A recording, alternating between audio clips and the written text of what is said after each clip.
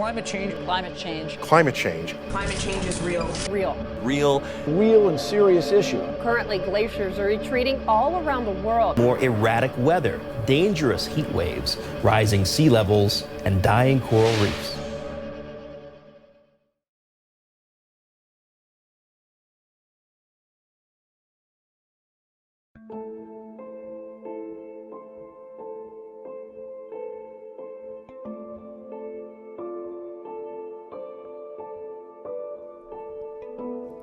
Coral reefs are home to about 25% of all fish species.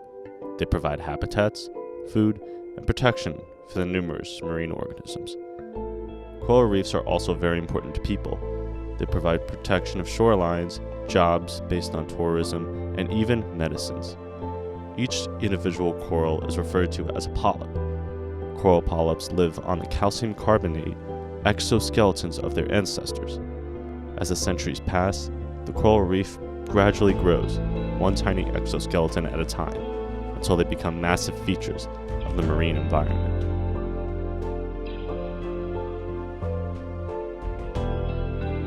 One of the largest coral reefs is the Great Barrier Reef in Australia.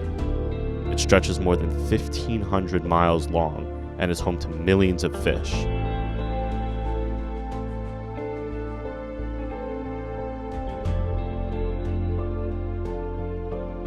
In recent years, the Great Barrier Reef has seen a massive decline in healthy corals.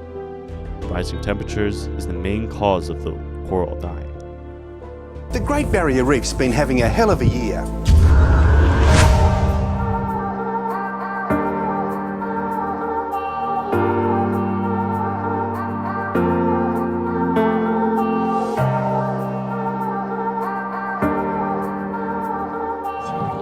So what we've seen today is that some of the corals in this site have recovered from the bleaching, but others haven't. And the ones that have died have started to become covered in a sort of greeny, browny, sludgy algae.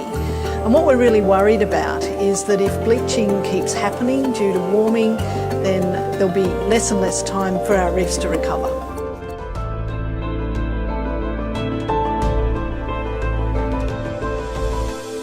Coral only live in around 75-degree water.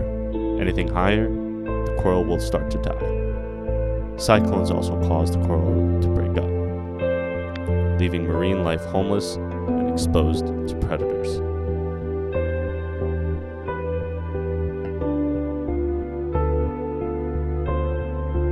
Last year, 2/3 of the corals in the northern part of the Great Barrier Reef died, the worst die-off in history. As for this year, it is too early to tell, but the outlook is grim, as this is one big piece of an unprecedented global coral crisis.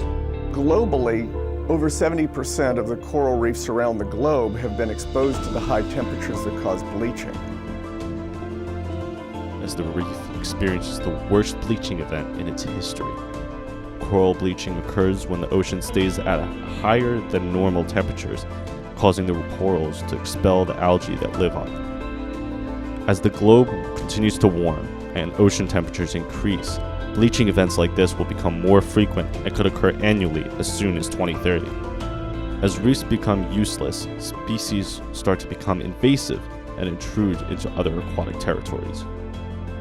The death of coral also represents a huge loss, as much as $375 billion annually for the local economies.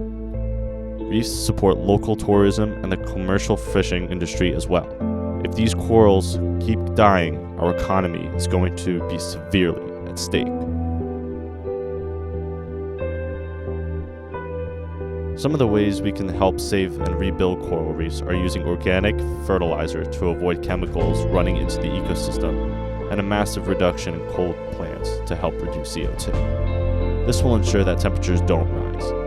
Also, reducing your carbon footprint will help stop greenhouse gases from entering into the atmosphere. This will diminish the amount of acid rain that's produced as well, keeping the oceans clean and neutral. If we all come together to fight carbon emissions and reduce the global temperature, coral reefs will be able to survive for many years to come.